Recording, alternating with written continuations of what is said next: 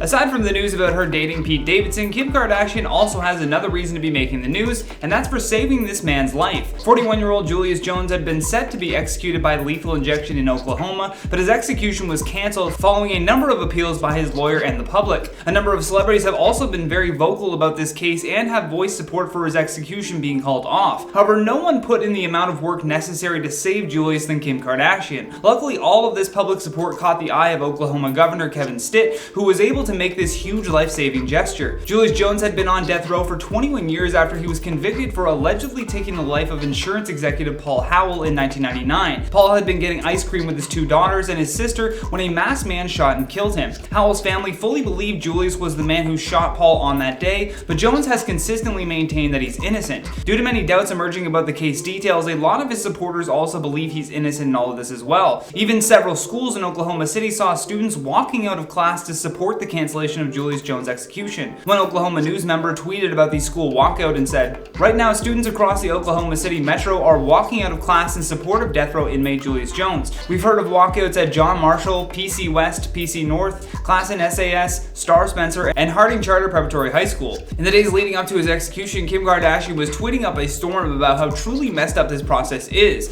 She went over completely what the process of execution is like in Oklahoma, and it is horrific. In a series of tweets, Kim said, "I want to share with you what the process of the execution is like in Oklahoma. Julius Jones has been on death watch for more than 2 weeks. In preparation for his execution on November 18th, he is alone in his prison cell just feet away from the executioner's chamber. He has been strip searched, x-rayed, and issued a new set of clothes, shoes, mattress, and bedding. Julius is being closely monitored by staff. Every meal he has and every liquid he consumes is logged. His personal property has been cataloged, and he has designated who is to receive it after he's put to death. He has also designated who will receive his remains." She then goes on to add that at 9 p.m. the day before his execution, his phone privileges will be terminated and he will receive his last meal. She then went on to say, "This is the cold machinery of the death penalty in America. In just over 2 weeks, an innocent man could be put to death. My heart breaks for Julius and so many others who have suffered from such tragic miscarriage of justice." However, on the day that Julius was scheduled to be executed, his lawyers were able to file a motion to stop it.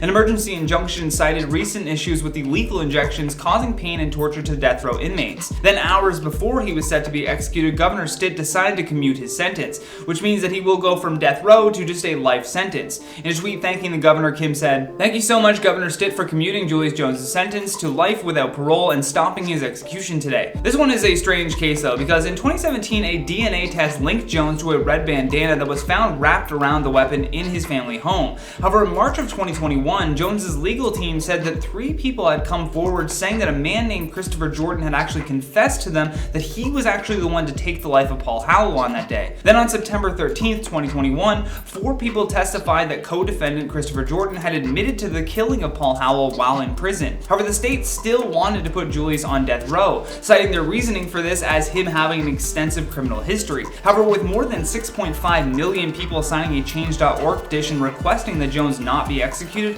Oklahoma had to take another look at this case. As always though, we would love to hear your thoughts on all this. Don't forget to drop us a comment down below. But for now, I've been your host, Johnny Rogers, and until next time, stay classy, YouTube, or at least try.